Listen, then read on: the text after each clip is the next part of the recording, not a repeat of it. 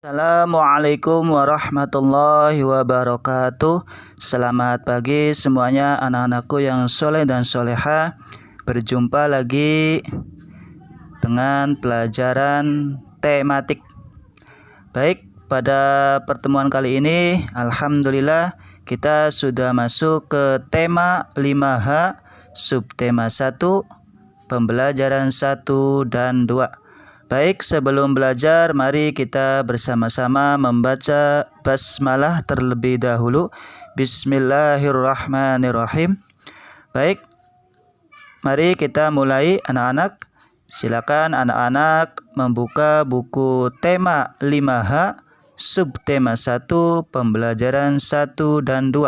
Kita mulai di halaman 2. Baik, bismillahirrahmanirrahim. Menjelaskan pentingnya siklus air bagi makhluk hidup. Semua makhluk hidup membutuhkan air, baik manusia, hewan maupun tumbuhan, semuanya membutuhkan air. Siklus air atau siklus hidrologi adalah perputaran air yang terjadi secara terus-menerus dari permukaan bumi hingga ke atmosfer dan kembali lagi ke permukaan bumi. Di mana di siklus air terjadi melalui beberapa tahapan, yaitu yang pertama tahapan penguapan atau disebut evaporasi. Kemudian tahapan yang kedua yaitu pendinginan atau disebut kondensasi, dan yang ketiga hujan atau disebut presipitasi. Anak-anak bisa lihat gambarnya di situ ya, gambar tahapan siklus air. Untuk lebih jelasnya nanti Bapak akan jelaskan lebih lengkap pada pembelajaran kedua ya. Baik, kita lanjutkan. Terjadinya siklus air itu ada manfaatnya bagi kehidupan makhluk hidup, baik bagi kehidupan manusia, hewan maupun tumbuhan. Manfaat yang pertama, air hujan yang meresap ke dalam tanah akan tersimpan sehingga memberikan cadangan air bagi makhluk hidup. Itu manfaat yang pertama. Manfaat yang kedua, air hujan yang mengalir akan memenuhi sungai-sungai dan danau yang berguna untuk aktivitas manusia dan hewan. Manfaat yang ketiga, air di dalam tanah akan diserap tumbuhan untuk proses fotosintesis. Kemudian, manfaat yang terakhir, yaitu manfaat yang keempat, siklus air menjaga kelembaban, suhu, dan iklim di bumi. Itulah manfaat-manfaat terjadinya siklus air. Bagaimana anak-anak? Bisa dipahami? Baik, kalau bisa dipahami kita lanjutkan. Mengidentifikasi urutan peristiwa dalam teks non-fiksi. Namun sebelum itu, kita lihat di sini ada contoh teks non-fiksi yang berjudul Ratusan Warga Kesulitan Dapatkan Air Bersih. Anak-anak harus tahu dulu apa itu teks non-fiksi. Teks non-fiksi adalah sebuah tulisan yang dihasilkan berdasarkan cerita nyata. Jadi tulisannya atau teksnya itu isinya berupa cerita nyata atau berupa fakta, bukan karangan bebas, sesuai kenyataannya. Contoh dari teks non-fiksi, contohnya seperti esai, biografi, teks jurnalisme, tulisan sejarah, dan karya ilmiah. Itulah contoh-contoh dari teks non-fiksi. Lalu bagaimana atau hal apa yang perlu dilakukan untuk mengetahui proses-proses peristiwa-peristiwa yang terjadi dalam teks fiksi. Hal yang perlu dilakukan adalah tentu anak-anak harus membaca seluruh teks non-fiksi tersebut dengan seksama. Dibaca dulu ya secara keseluruhan, baru nanti anak-anak bisa mengetahui proses peristiwa-peristiwa yang terjadi dalam teks non-fiksi tersebut. Misalnya anak-anak mau mengetahui teks non-fiksi yang berjudul tadi yang di halaman 4 yang berjudul ratusan warga kesulitan dapatkan air bersih, maka anak-anak harus membaca terlebih dahulu. Dibaca semuanya dengan seksama, dengan teliti, baru anak-anak bisa mengetahui peristiwa yang terjadi pada teks non-fiksi yang anak-anak baca tadi. Itu ya caranya untuk mengetahui peristiwa-peristiwa dalam teks non-fiksi. Untuk mempermudahnya, anak-anak bisa gunakan bagan atau anak-anak bisa membuat peta pikiran ya. Peta pikiran dalam teks non-fiksi bisa anak-anak buat seperti ini peta pikirannya ya. Agar anak-anak nanti bisa menemukan peristiwa-peristiwa yang terjadi dalam teks non-fiksi yang anak-anak baca. Bisa anak-anak buat peta pikiran seperti ini. Misalnya anak-anak mau mengetahui peristiwa teks non-fiksi yang berjudul ratusan warga kesulitan dapatkan air bersih. Nanti di situ akan ada beberapa pertanyaan. Yang pertama, peristiwa apa yang terjadi? Untuk mengetahuinya, anak-anak baca terlebih dahulu. Nanti dijawab ya, peristiwa apa saja. Kemudian di mana peristiwa itu terjadi? Selanjutnya, apa akibat yang timbulkan dari peristiwa tersebut? Dan yang terakhir, apa pelajaran yang dapat diambil dari peristiwa tersebut? Seperti itu anak-anak. Baik. Selanjutnya kita langsung ke pembelajaran 2. Pada pembelajaran 2, kita akan belajar tentang lagu, baik lagu daerah maupun lagu wajib nasional. Lagu-lagu yang bertangga nada diatonik. Bisa anak-anak lihat di halaman 8. Di situ ada contoh lagu yang bertangga nada diatonik yang judulnya Waktu Hujan Sore-Sore. Lagu ini merupakan lagu daerah dari Maluku ya, anak-anak. Baik. Perlu anak-anak ketahui tangga nada diatonik itu apa sih? Tangga nada diatonik adalah tangga nada yang memiliki 2 jarak nada saja, yaitu 1 dan setengah.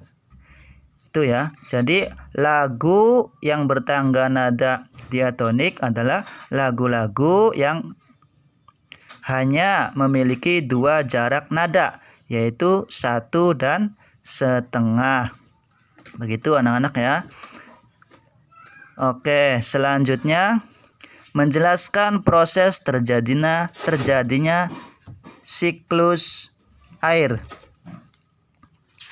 Baik, kita lihat di halaman selanjutnya, halaman 10 ya. Bapak akan menjelaskan lebih rinci tentang proses terjadinya siklus air. Bisa anak-anak dilihat itu ada posternya. Proses terjadinya siklus air. Tahapannya ada beberapa tahapan, ada 3 tahapan. Tahapan yang pertama yaitu kita katakan evaporasi. Itu artinya tahapan evaporasi artinya air di permukaan bumi mengalami penguapan oleh panas matahari. Kemudian air berubah menjadi uap air ya. uap air menuju atmosfer. Nah, ketika di atmosfer ya, ke tahapan yang kedua yaitu kondensasi. Artinya uap air di atmosfer mengalami pengembunan hingga membentuk awan-awan. Kemudian lanjut, awan-awan yang semakin tebal mengandung banyak titik-titik air ya. Kita lanjut ke tahapan siklus air yang ketiga yaitu presipitasi. Titik-titik air jatuh menuju permukaan bumi dalam bentuk hujan ataupun dalam bentuk salju ya. Kemudian setelah mencapai tanah, air hujan atau salju yang mencair akan meresap ke dalam tanah dan bergerak menuju danau ataupun menuju lautan ya. Itulah proses terjadinya siklus air ya, melalui 3 tahapan. Yang pertama evaporasi, yang kedua kondensasi, dan yang ketiga presipitasi. Bagaimana anak-anak, bisa dipahami? Alhamdulillah kalau bisa dipahami. Kita lanjutkan ke halaman selanjutnya yaitu halaman 11. Mengidentifikasi urutan peristiwa dalam teks fiksi ya. Kalau tadi adalah teks non fiksi, kalau ini adalah teks fiksi. Apa itu teks fiksi? Teks fiksi adalah teks yang dibuat berdasarkan rekaan atau imajinasi penulis. Jadi ceritanya itu bukan cerita nyata atau bukan cerita fakta, tapi hasil rekaan atau imajinasi si penulis. Teks yang berjudul Airku Takkan Lagi Aku Menyia-nyiakanmu itu adalah contoh dari teks fiksi ya. Adapun contoh teks fiksi banyak sekali, ada cerita pendek, cerpen, itu merupakan contoh teks fiksi. Cerita bersambung, cerita rakyat, dongeng itu juga termasuk contoh dari teks fiksi ya anak-anak. Baik.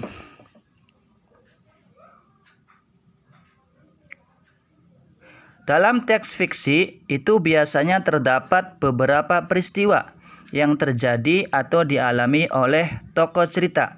Nah, peristiwa-peristiwa itu ya dapat dibagi menjadi 3 peristiwa.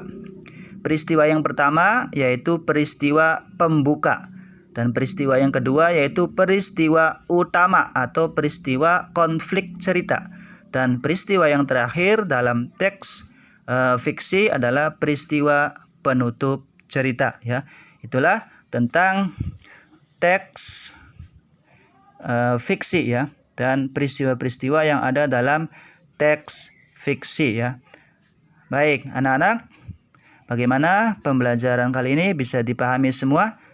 Baik, kalau bisa dipahami ya, seperti biasa untuk tugasnya yang pertama ya, tugasnya anak-anak membuat peta pikiran dalam teks non-fiksi yang berjudul Ratusan Warga Kesulitan Dapatkan Air Bersih.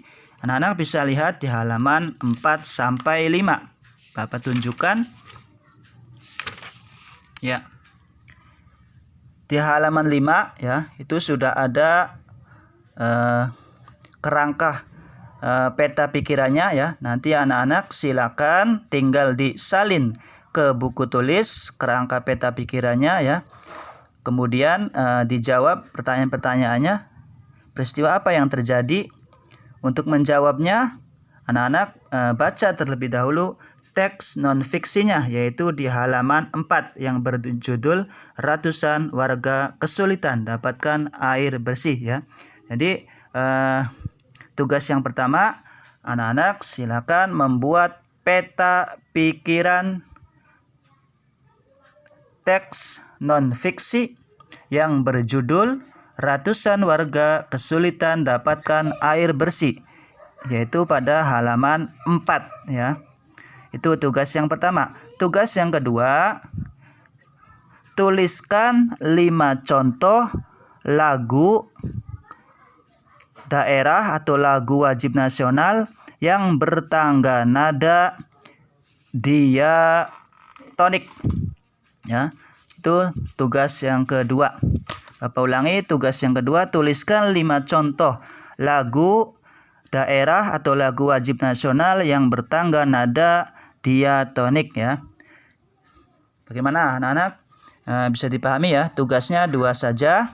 Silakan dikerjakan, selamat mengerjakan, tetap semangat. Tugas dikumpulkan paling lambat sampai jam 12 siang. Ya. Seperti biasa difoto, dikirimkan WA Japri ke Bapak. Terima kasih. Bapak cukupkan pembelajaran pada kali ini. Kita bersama-sama membaca hamdalah alhamdulillahirabbil alamin. Kemudian kita tutup dengan membaca doa kafaratul majlis. Subhanakallahumma wa bihamdika asyhadu an la ilaha illa anta astaghfiruka wa atubu ilaik. Wallahul muwafiq ila aqwamit thoriq. Wassalamualaikum warahmatullahi wabarakatuh.